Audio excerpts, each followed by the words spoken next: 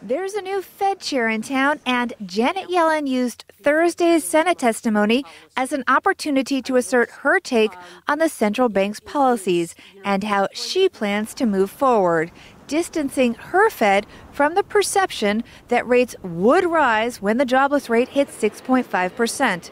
It's currently at 6.6%. The big buzzword, qualitative guidance.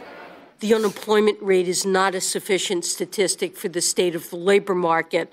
There is no hard and fast rule about what unemployment rate constitutes full employment, and we need to consider a broad range of indicators.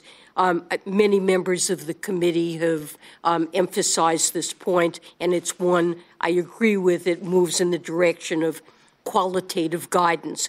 On the other hand, we do want to give markets as much of an indication of how we expect to conduct policy as we can. As was expected, Yellen testified that the Fed would watch to make sure the weather was a key factor in the slowing down of economic growth.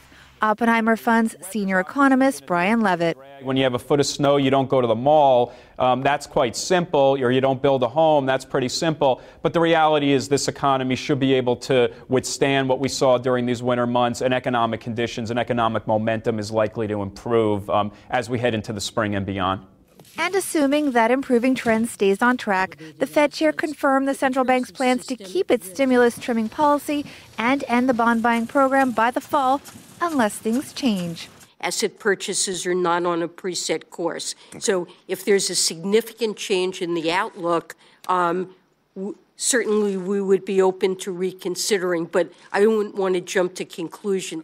Yellen was asked a lot about regulation. She said she wants to ramp up the Fed's participation in major bank enforcement policy decisions, such as voting on settlement deals in bank-related issues like foreclosure abuse.